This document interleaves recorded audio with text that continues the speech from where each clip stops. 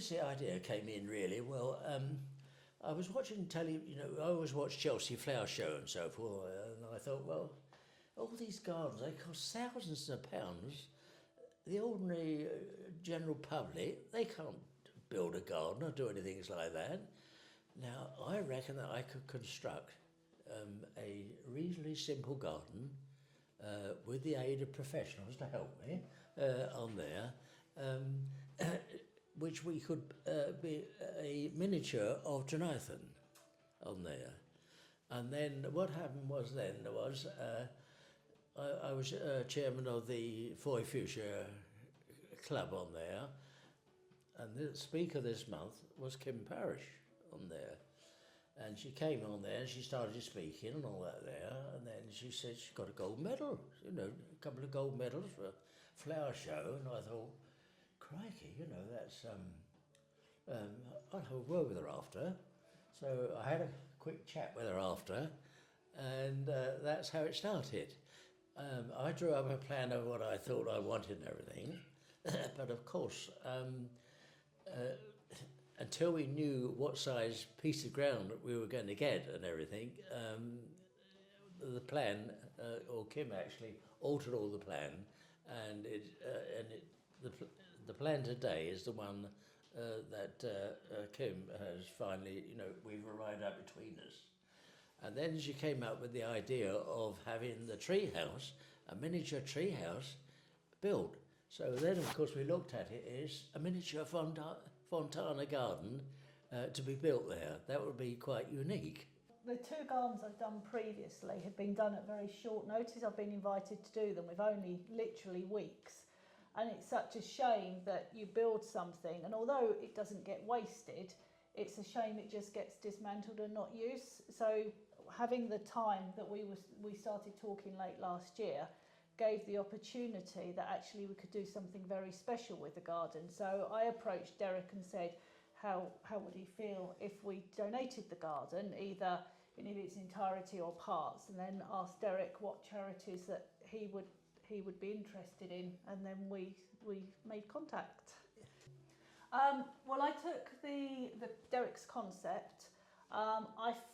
Derek's concept very much was he wanted the garden to reflect Cornwall and the sort of great gardens of Cornwall, but what somebody could take a part of and be achievable in their own garden. What I felt that it lacked was actually the inspiration from Derek's garden. If any, so that's where the tree house, and we say miniature, it's not very miniature at nearly 5 metres tall and 4.5 metres across. Very much is a unique feature in Derek's garden, which will provide a focal point to the garden, both where people can go up the steps into it and have a view of the whole show, also a dining area underneath. And what will be beautiful is when this can go to the hospice and families and staff can use, they've got a space outside that's inside, but a little bit away from it. So it's really turned out to be something very, very special. Because obviously you want the garden to look established, you want people to walk in, and you can't be putting the small plants that you buy in the garden centre. It's got to have instant wow. And due to the height of the tree house, any planting we need to have sizable to give the proper scale. So we've had 3 huge tree ferns delivered at largest at 9.5 foot, which we've had as trunks, which we've now potted up, ready, but they're going to take some moving. There's going to be forklifts and a lorry that's tall enough to get them in.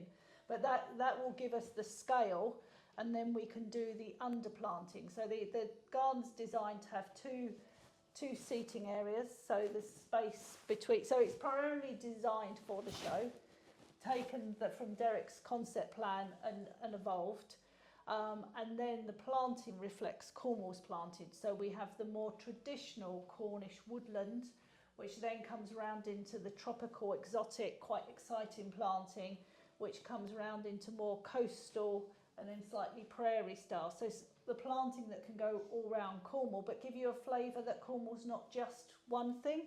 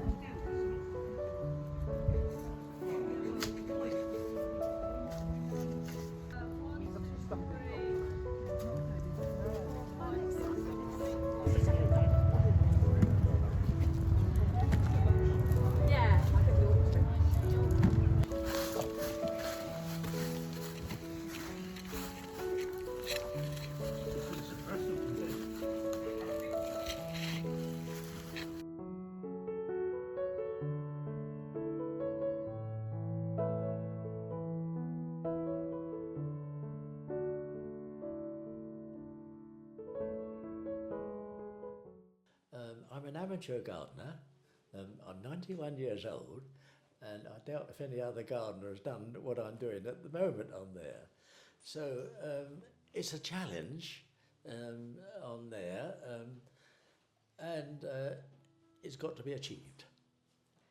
It breaks my heart. Last year I spent 3 weeks building it physically, in the mud, in the rain, in the sunshine, over the Jubilee bank holiday, and then it looks good for 4 days to break it down and it's never going to be there again. So to be able to take it, to make a difference to people at a very difficult time, to give staff somewhere to go to. I work with Britain in Bloom, so I do a lot of work with, and have done for 15 years with communities, and I know the difference something like this makes to people. So it's actually very, very special that it's going to the hospice and can stay in Cornwall.